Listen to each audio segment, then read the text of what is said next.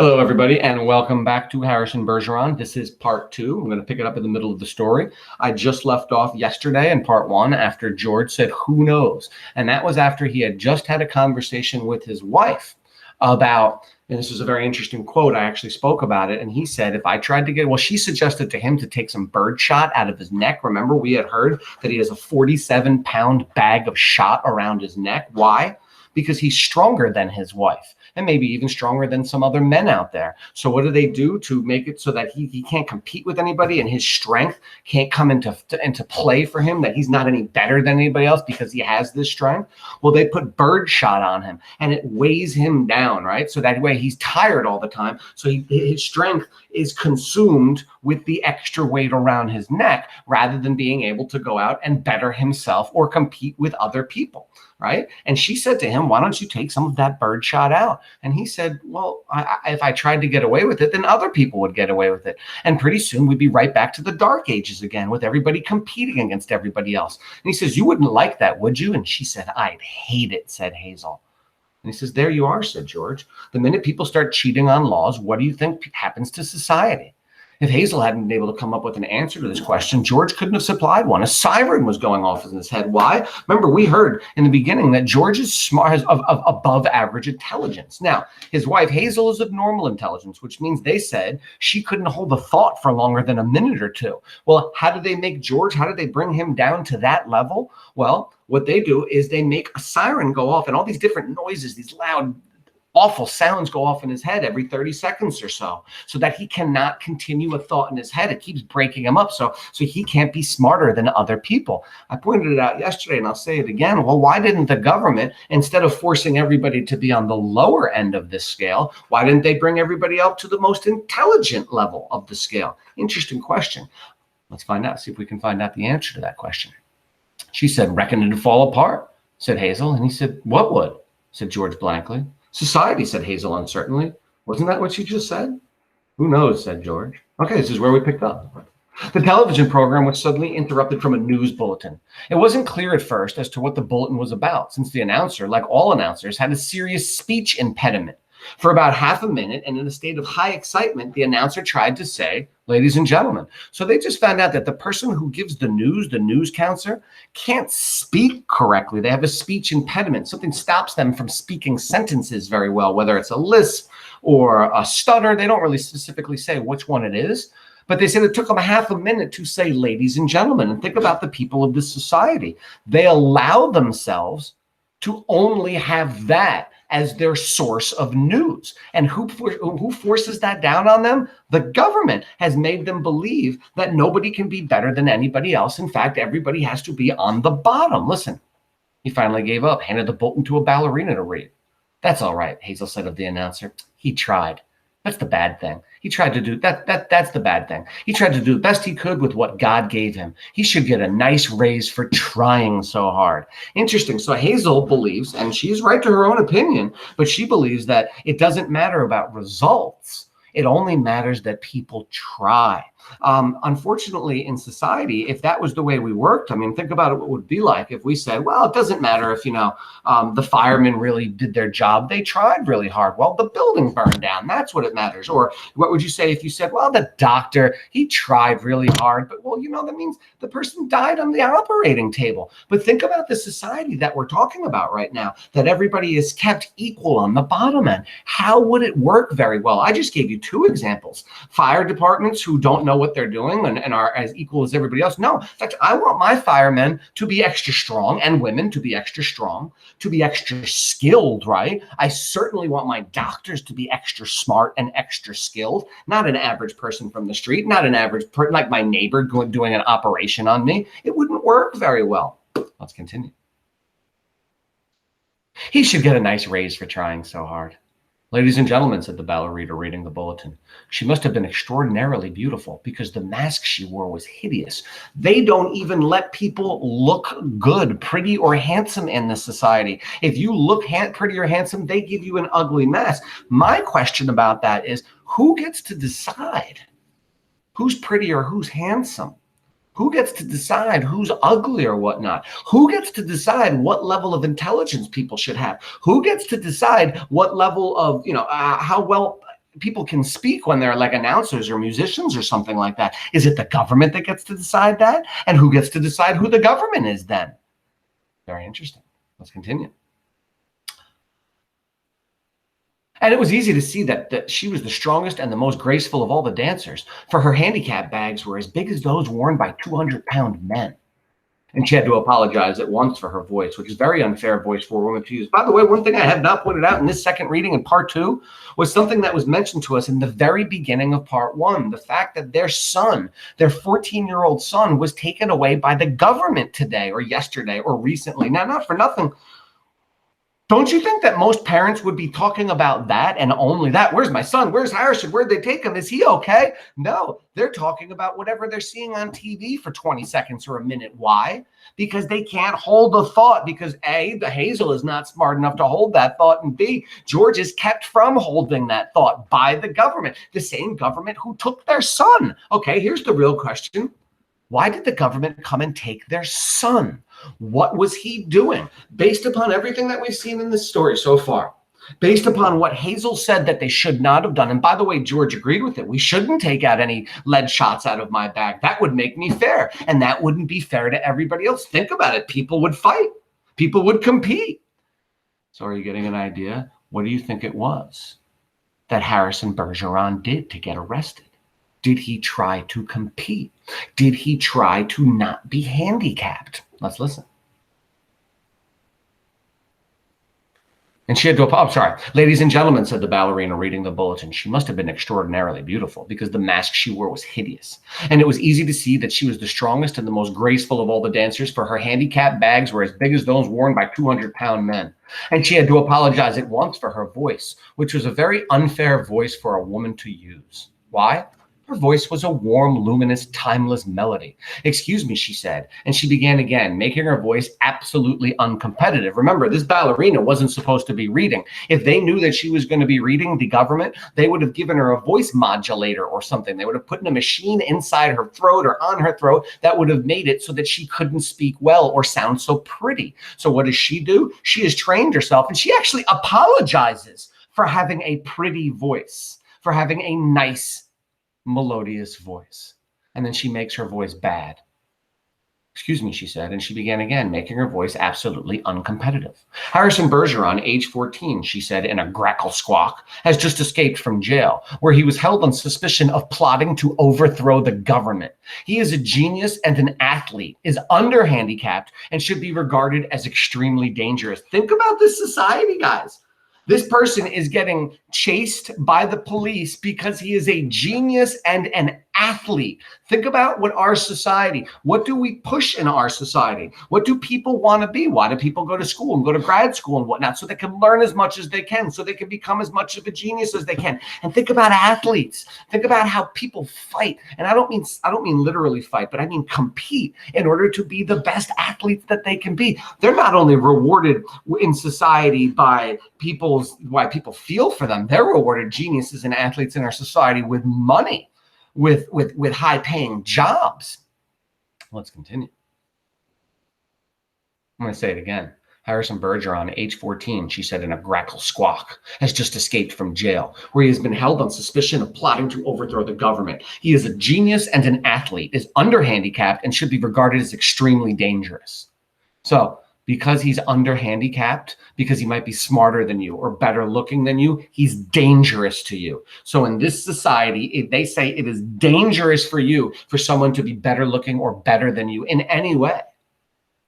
A police photograph of Harrison Bergeron was flashed on the screen upside down, then sideways, upside down, then right side up. So, I mean, think about this. Whoever is in charge of the TV station of putting that in, they either have an impediment with how they see or how they think, or they're just not smart. They're very not, they're dumb, or they're dumbed down. They're made not smart so that they can't even do their job right. They can't even put think about if you were watching any television show, it's always the job of the people in the TV studio to make sure it runs smoothly. They can't even do that. Listen. Hold on, I lost my spot. Here it is. The picture showed the full length of Harrison against a background calibrated in feet and inches. He was exactly 7 feet tall.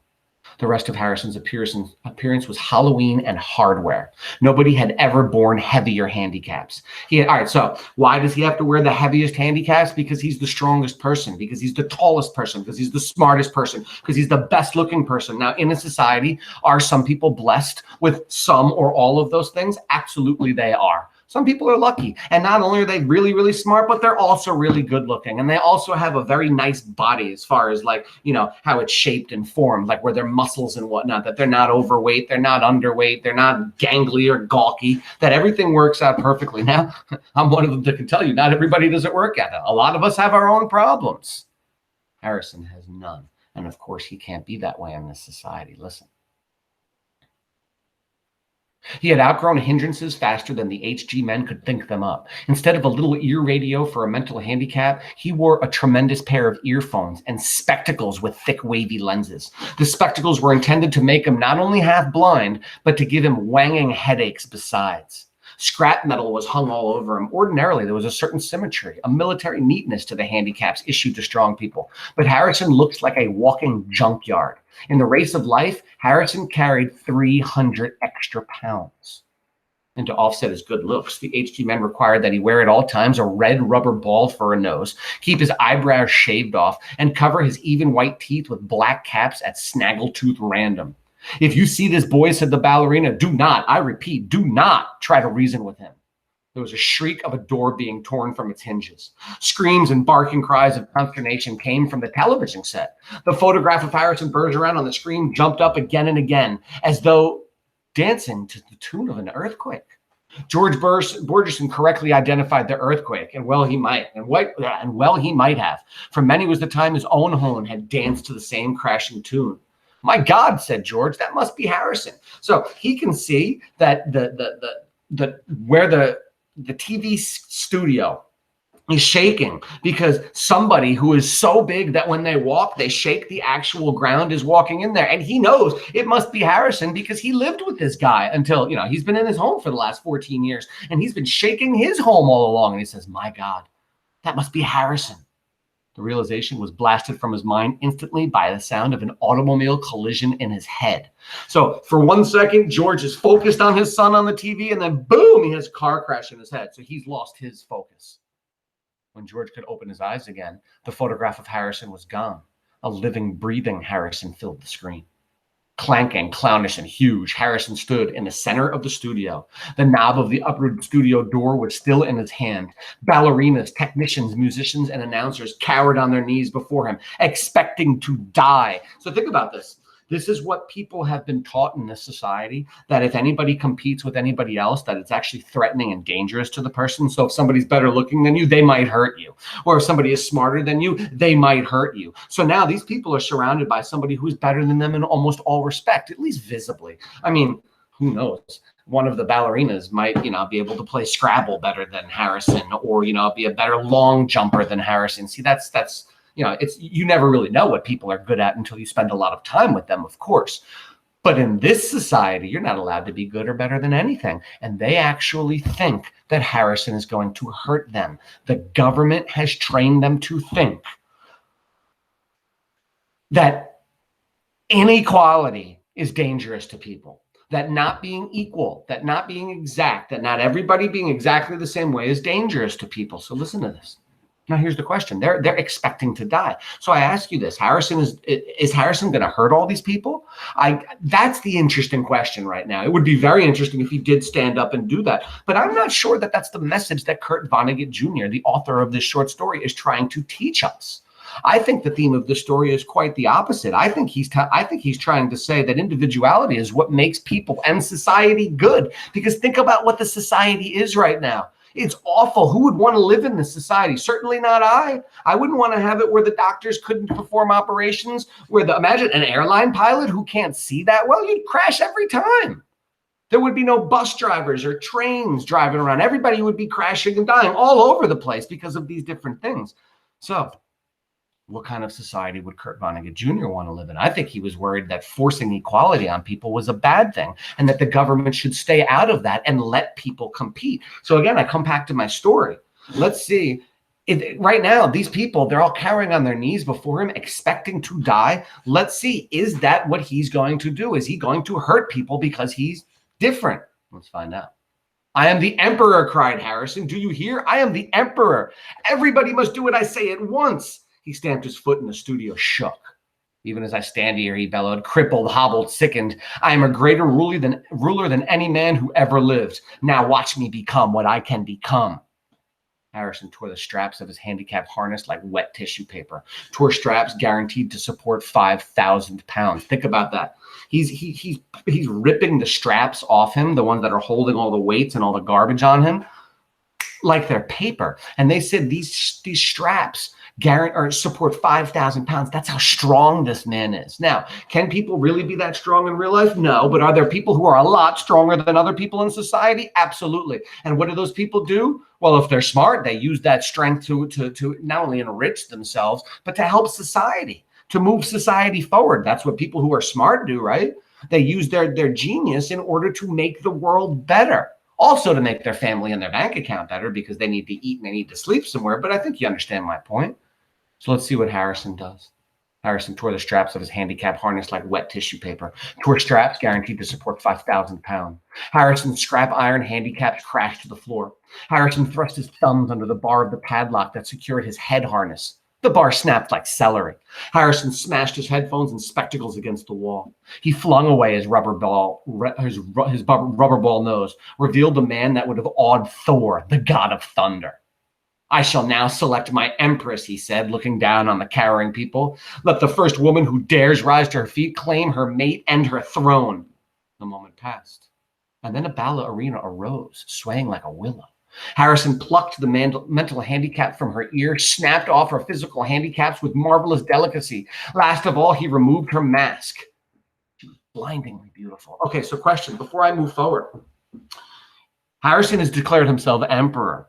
If Harrison is able to get away from the handicapper generals and be successful in this coup that he's attempting, is he going to do what he just did to his fiancée, this woman that he's making empress for everybody else? Is he going to release everybody else from all their handicaps and make a society where people compete?